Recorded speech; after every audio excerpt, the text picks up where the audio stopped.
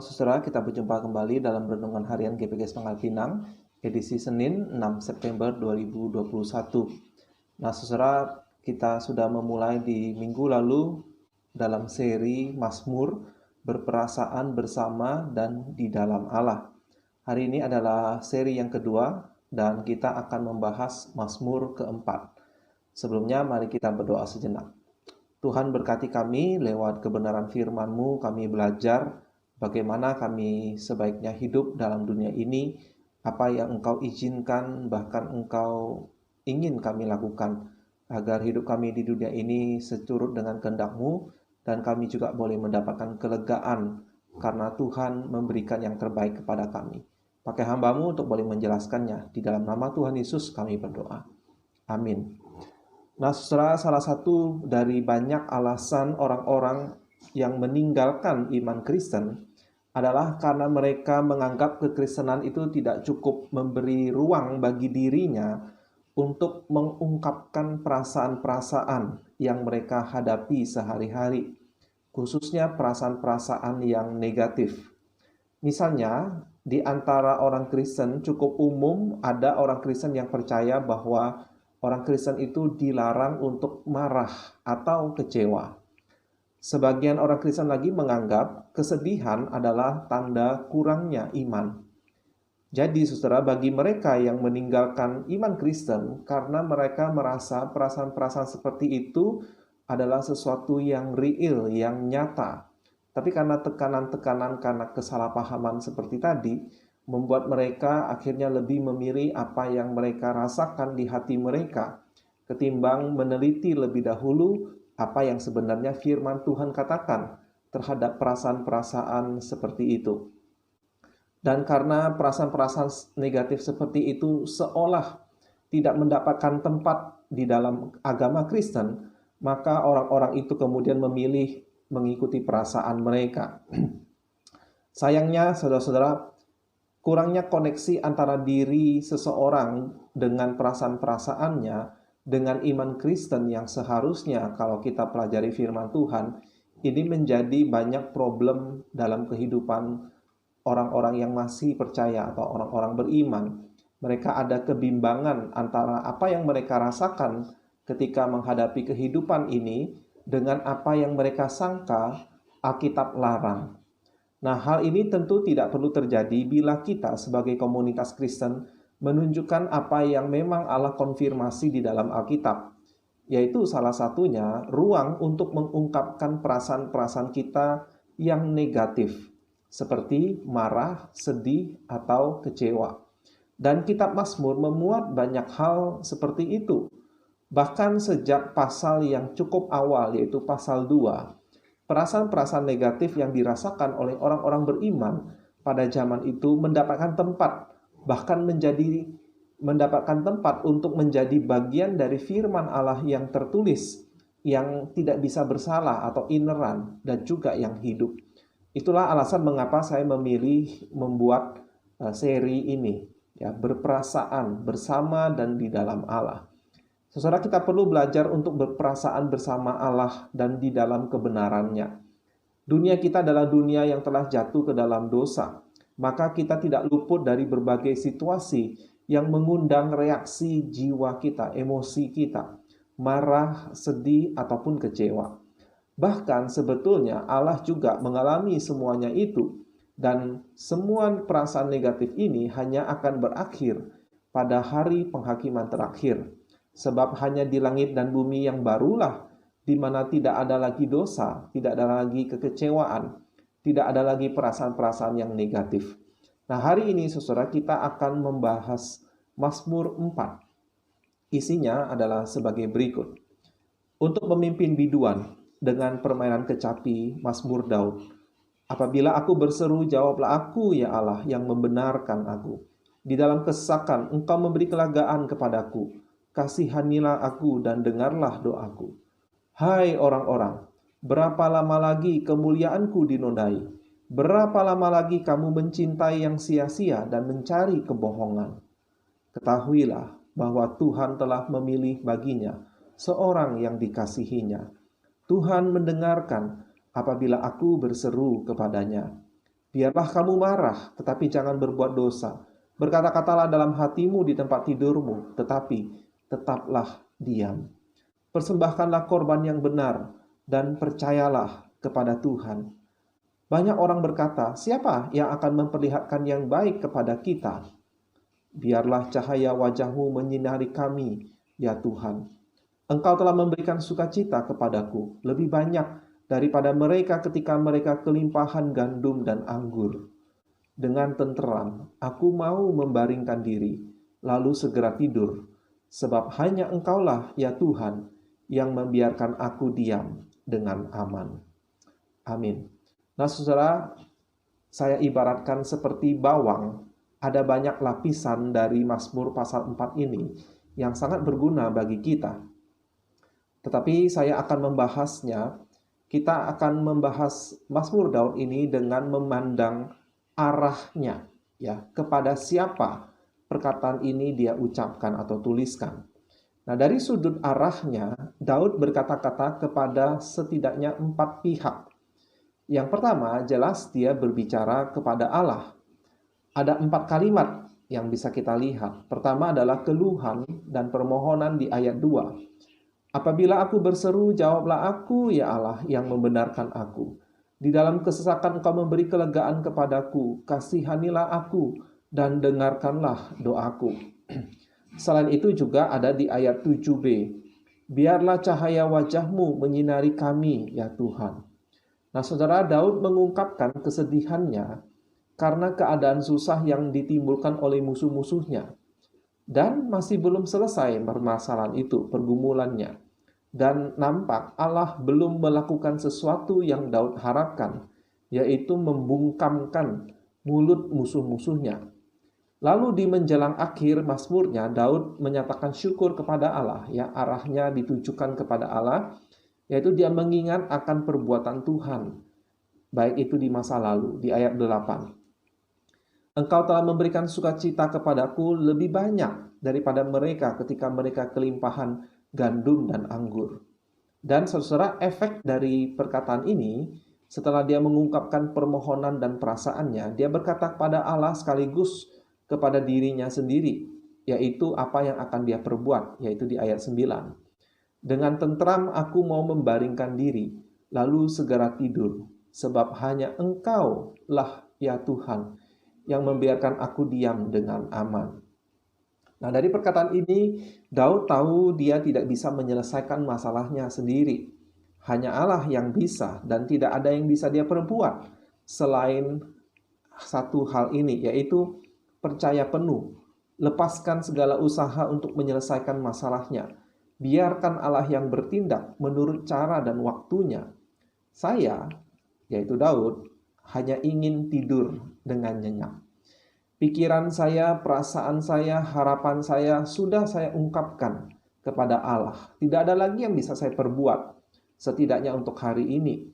Jadi saya mau tidur. Nah, saudara, kelihatannya mungkin sepele, ya.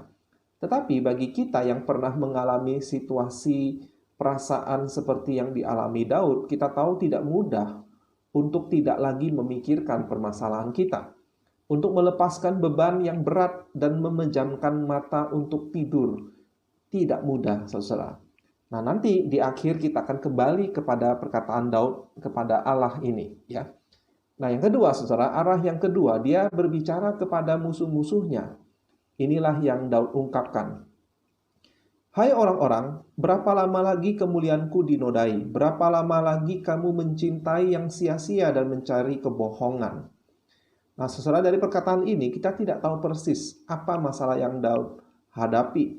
Tapi dari menilik dari perkataannya, kita tahu dia sepertinya sedang difitnahkan yang jahat.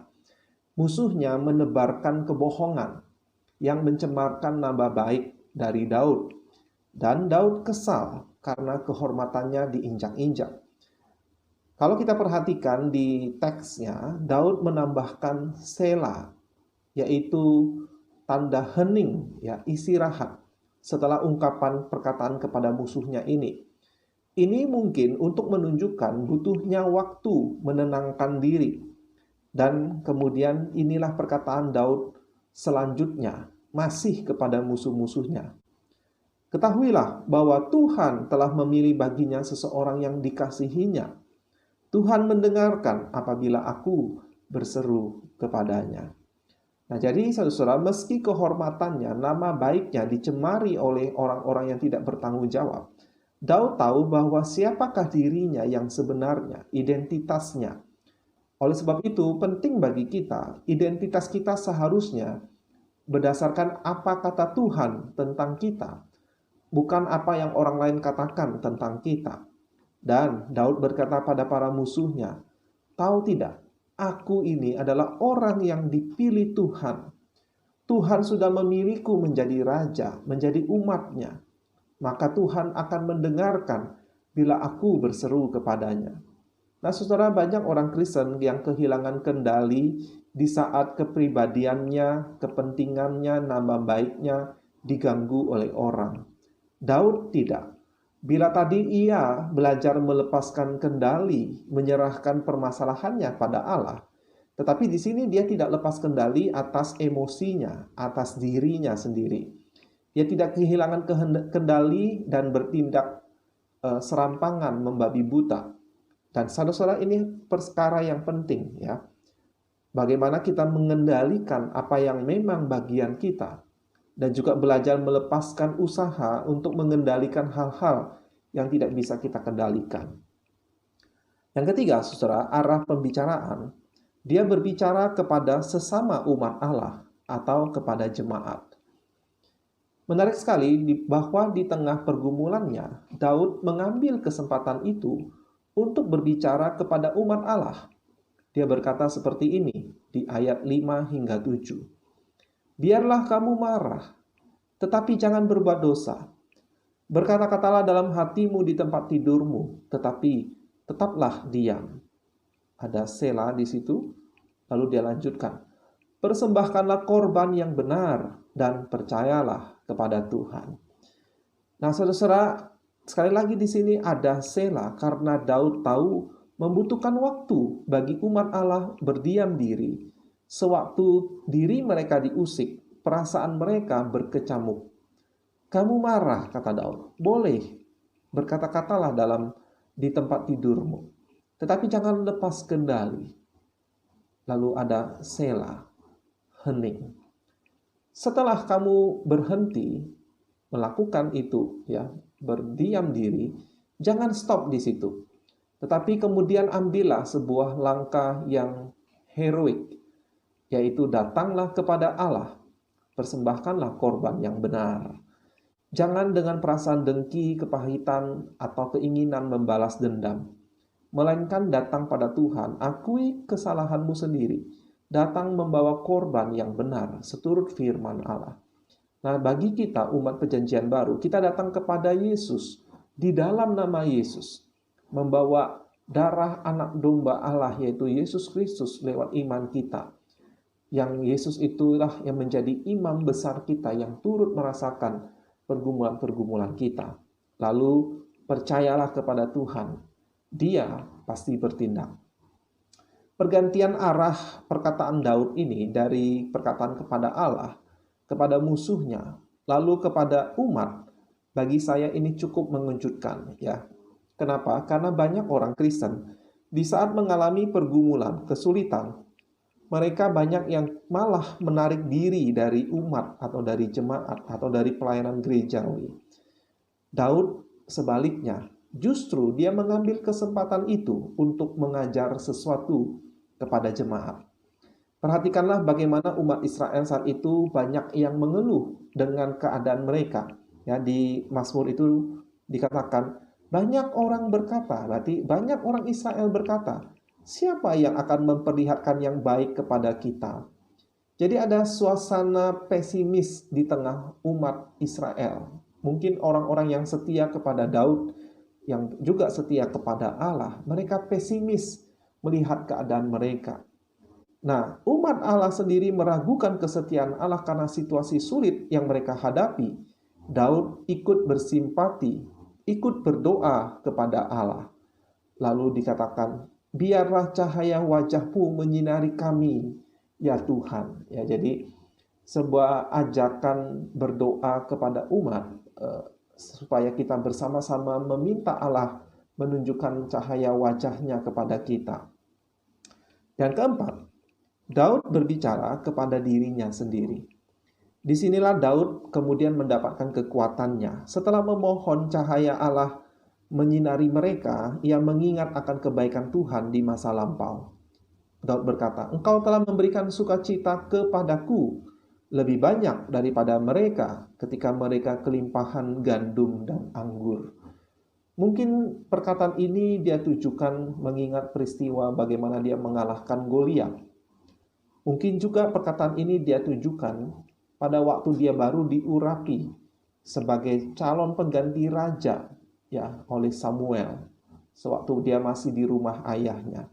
Kita tidak tahu.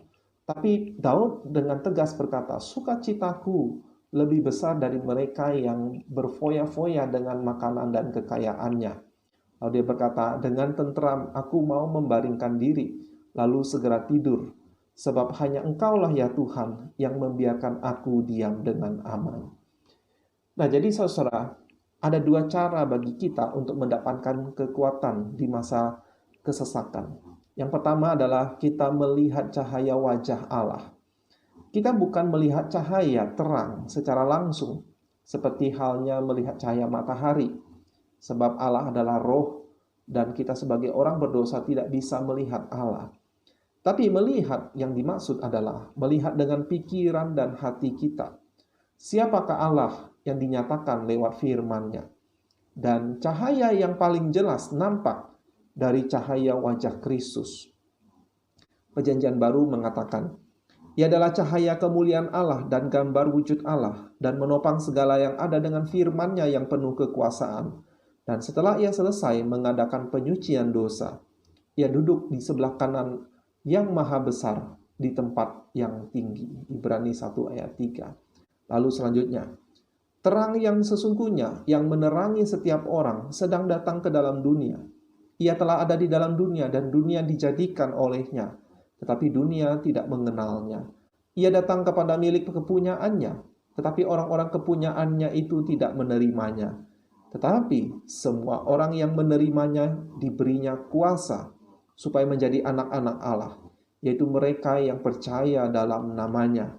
Orang-orang yang diperanakan bukan dari darah atau dari daging, bukan pula secara jasmani oleh keinginan seorang laki-laki, melainkan dari Allah. Firman itu telah menjadi manusia dan diam di antara kita, dan kita telah melihat kemuliaannya, yaitu kemuliaan yang diberikan kepadanya sebagai anak tunggal Bapa, penuh kasih karunia dan kebenaran." Nah, saudara, inilah sumber utama kekuatan kita hidup di dunia yang tercela ini. Yang kedua, kekuatan yang kedua, yaitu dengan mengingat kebaikan Allah kepada kita di masa lalu. Daud berkata, engkau telah memberikan sukacita kepadaku lebih banyak daripada mereka ketika mereka kelimpahan gandum dan anggur. Bagi kita yang telah mengenal Yesus, kita tahu bahwa sukacita kita lebih besar daripada orang yang mendapatkan makanan atau kekayaan.